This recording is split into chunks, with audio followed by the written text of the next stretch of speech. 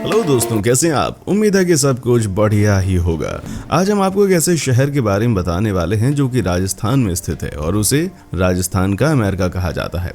अब इस बात से आप समझ गए होंगे कि हम किस राजस्थान के शाही शहर की बात कर रहे हैं। जी हाँ, हम बात कर रहे हैं बीकानेर की। आज हम आपको इसके बारे में सारी रोचक बातें बताने वाले हैं, ऐसी खास बातें जिनके बारे में आप जानते भी नहीं होंगे। तो इसलिए अपनी सीट बेल्ट बांध लीजिए और तैयार हो जाइए बीकानेर के हवाई सफर पर जाने के लिए। इस वीडियो में काफी कमाल की इन्फॉर्मेशन है, तो इसे आखिर तक जरूर देखिएगा। राजस्थानी शहर बीकानेर सुनहरी रेत के टीबों, ऊंटों और वीर राजपूत राजाओं के साथ रेगिस्तान के गहरे रोमांस की मिसाल है। राजस्थान राज्य के उत्तर पश्चिमी भाग में ये शहर थार रेगिस्तान के बीच में स्थित है। ये राठौर राजकुमार राव बीकाजी द्वारा वर्ष 1488 में स्थापित किया गया था। ये शहर अपनी समृद्ध राजपूत संस्कृति, स्वादिष्ट भुजिया, नमकीन, रंगीन त्योहारों, भव्य महलों, सुंदर मूर्तियों और विशाल रेत के पत्थर के बने किलों के लिए प्रसिद्ध है। और आज हम आपको इसी के बारे में बताने वाले हैं, तो इसलिए चलिए शुरुआत करते हैं। बीकानेर एक अलमस्त शहर है। अलमस्त इसलिए क्योंकि यहाँ के लोग बेफिक्री के साथ अपना जीवन यापन करते हैं। बीकानेर नगर की स्थापना के विषय में 3 कहानियां काफी लोक प्रचलित हैं। एक तो ये कि नापा सांखला, जो कि बीकाजी के मामा थे, उन्होंने राव जोधा से कहा कि आपने भले ही राव सांतल जी को जोधपुर का उत्तराधिकारी बना दिया, किंतु बीकाजी को कुछ सैनिक सहायता सहित सारुंडे का पट्टा दे दीजिए। वो वीर तथा भाग्य का धनी है, वो अपने बूते खुद अपना राज्य स्थापित कर लेगा। राव सांतल बीकाजी के भाई थे और जोधा जी ने नापा की सलाह मान ली और 50 सैनिकों सहित पट्टा नापा को दे दिया। बीकाजी ने फैसला राजी खुशी मान लिया। उस समय कांधल जी, रूपा जी, मांडल जी, नाथा जी और नंदा जी, ये 5 सरदार जो जोधा के सगे भाई थे, साथ ही नापा सांखला, बेला पटिहार, लाला लखन सिंह बैद, चौथमल कोठारी, नहर सिंह बच्छावत आदि कई लोगों ने राव बीकाजी का साथ दिया। इन सरदारों के साथ राव बीकाजी ने बीकानेर की स्थापना की। सालू जी राठी जोधपुर के ओसिया गांव के निवासी थे। वे अपने साथ अपने आराध्य देव मरु नायक या मूल नायक की मूर्ति साथ लाए। आज भी उनके वंशज साले की होली पे होलिका दहन करते हैं। खैर, माना जाता है कि इन सब ने मिलकर बीकानेर की नींव रखी थी और राजा बीकाजी थे, इसलिए इसे बीकानेर कहा जाता है।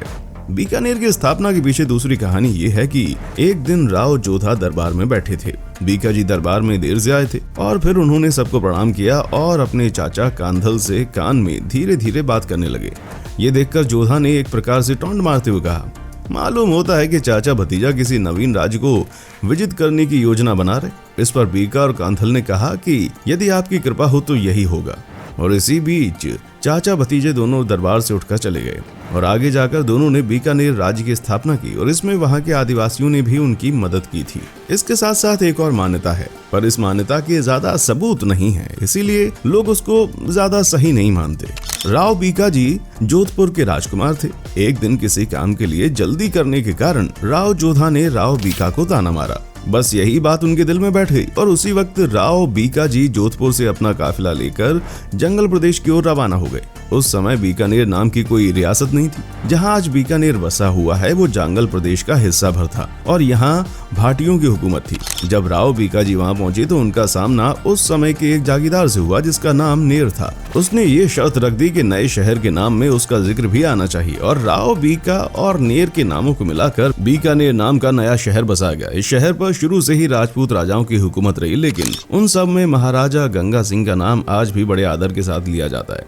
महाराजा गंगा सिंह जहां कुशल शासक के रूप में अपनी पहचान रखते थे, वहीं समय से आगे सोचने की योग्यता भी रखते थे। बीकानेर किसी और चीज के लिए मशहूर हो ना हो, वो खाने के लिए तो ज्यादा मशहूर है। बीकानेर शहर के अगर जायके की बात की जाए तो वो दुनिया में अपने रसगुल्लों, भुजिया और पापड़ के लिए भी बहुत ही विशेष पहचान रखता है। यहाँ के बने स्वादिष्ट रसगुल्ले मन को मिठास से भर देने वाले होते हैं। यहाँ की बीकानेरी भुजिया तो सभी जगह बीकानेरी नमकीन के नाम से मशहूर है। कचौड़ी तो भैया हर जगह मिलती है, लेकिन जो कचौड़ी बीकानेर में मिलती है ना, उसकी तो बात ही कुछ अलग है। बीकानेर की मावा कचौड़ी का स्वाद वाकई हटकर होता है भाई। बीकानेर अपने मावा कचौड़ी के लिए पूरी दुनिया भर में मशहूर है। सूखे मेवे और मावे से भरी करारी तली हुई कचौड़ी को चाशनी से ढका जाता है। बीकानेर का मिर्ची वड़ा भी अपने स्वाद की छाप छोड़े हुए हरी मिर्ची में मसालेदार आलू का मिक्सचर भरकर डीप फ्राई कर दिया जाता है, फिर इसे खट्टी मीठी चटनी के साथ खाया जाता है। गट्टे की सब्जी राजस्थान और बीकानेर के मशहूर डिशेज में से एक है, जिसे आसानी से पचाया जा सकता है। बेसन के छोटे छोटे से गोले होते हैं जिन्हें गट्टे कहते हैं। इन्हें फ्राई करके मसालेदार कढ़ी में डाला जाता है। इसे आप रोटी या चावल किसी के साथ भी खा सकते हैं। यकीन यकीन मानिए, अगर आपने एक बार राजस्थान के बेसन के गट्टे खा लिए ना, तो इसका स्वाद आप कभी भी भुला नहीं पाएंगे। यहाँ जाकर अगर आपने खाने का मजा नहीं लिया ना, तो आपका जाना वेस्ट है भैया। बीकानेर में पर्यटक स्थलों की कोई कमी नहीं है। अगर आप कभी भी यहाँ जाते हैं तो इन जगहों पर आपको जरूर जाना चाहिए। Number 1, Junagadh fort. राजस्थान के बीकानेर में स्थित जूनागढ़ का किला साल 1593 में राजा राय सिंह द्वारा निर्मित करा गया था। जूनागढ़ के किले की संरचना में खूबसूरत मंदिर और महल शामिल है। यहाँ एक खूबसूरत आर्ट गैलरी भी बनाई गई है। हरे भरे घास के मैदान इस किले की शोभा को और ज्यादा बढ़ा देते हैं और महल की खिड़कियां पर्यटकों को आकर्षित करती हुई नजर आती हैं। यहाँ बना हुआ जेना क्वार्टर खास तौर पर पर्यटकों का ध्यान अपनी ओर केंद्रित करता है, क्योंकि ये महान रचनात्मक कौशल की त्रुटिहीन डिजाइन प्रस्तुत करता है। Number 2, Gajner palace. Gajner palace Bikaner Rajasthan के विभिन्न दर्शनीय स्थलों में शुमार एक लोकप्रिय स्थान है, जो कि एक झील के किनारे पर स्थित है। महाराजा गंगा सिंह जी द्वारा निर्मित गजनेर पैलेस का उपयोग प्राचीन में शिकार और अवकाश बिताने के लिए एक लॉज के रूप में किया जाता था। गजनेर पैलेस में बनी मूर्तियां, स्क्रीन, झरोखे और लाल बलुआ पत्थर से बनी शिल्प कौशल की एक उत्कृष्टता देखने को मिलती है। यहाँ पर एक घना जंगल है जो पर्यटकों को अपनी ओर आकर्षित करता है। इस जंगल में ब्लू बुल, चिंकारा, हिरन, क्लाउड, एंटीलोप और ब्लैक बक जैसे भटकते हुए जीव जंतुओं को देखा जा सकता है। Number 3, Lalgarh palace.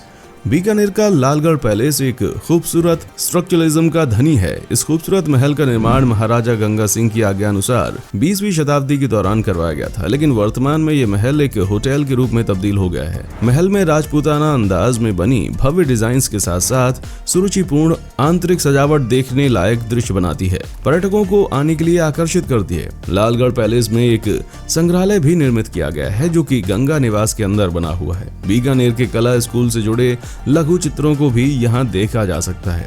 इस महल में एक पुस्तकालय भी स्थापित है, जिसमें नर्म पत्र, सोने, चांदी और तांबे की पट्टियों पर संस्कृत भाषा में मुद्रित पांडुलिपियों का एक बहुत बड़ा संग्रह है। हड़प्पा सभ्यता की संस्कृति, गुप्त काल और कुषाण वंश से संबंधित कलाकृतियों को भी यहाँ संरक्षित करके रखा गया है। नंबर 4, भंडासर जैन मंदिर। बीकानेर शहर के सबसे प्रसिद्ध जैन मंदिरों में से एक है भंडासर जैन मंदिर। यहाँ घूमने जाने के लिए पर्यटकों की ये पहली पसंद है। भंडासर जैन मंदिर पीले पत्थरों की नक्काशी और दर्शनीय चित्रों के साथ सुशोभित है। मंदिर के आंतरिक भाग के स्तंभों और दीवारों पर बने चित्र इस मंदिर की खूबसूरती को परिभाषित करते हैं। दीवारों पर 24 जैन शिक्षकों को चित्रित किया गया है। इस मंदिर की 3 मंजिला इमारत में पहली मंजिल पर देवताओं की संतानों के लघु चित्रों को रखा गया है। सबसे ऊपरी मंजिल से पर्यटकों को शहर का खूबसूरत दृश्य दिखाई देता है। ये मंदिर 16वीं शताब्दी के दौरान एक भंडसा ओसवाल नामक एक व्यापारी ने बनवाया था और ये मंदिर मूल रूप से 5वें जैन तीर्थकर सुमितनाथ को समर्पित है। नंबर 5, देवीकुंड सागर। देवीकुंड सागर राजस्थान के बीकानेर में स्थित सबसे अच्छे स्थानों में से एक माना जाता है। ये शहर के पूर्व में 8 किलोमीटर की दूरी पर स्थित एक लोकप्रिय स्थान है। राव बीका जी के बड़े पोते का यहीं अंतिम संस्कार किया गया था। यहाँ प्रदर्शित की गई वास्तु प्रतिभाएं वास्तविक हैं, जो कि पर्यटकों के बीच आकर्षण का केंद्र होती हैं। तो दोस्तों, आज के लिए वीडियो में बस इतना ही। उम्मीद है कि आपको हमारा वीडियो पसंद आया होगा। चैनल को लाइक, शेयर और सब्सक्राइब जरूर करें। देखने के लिए शुक्रिया।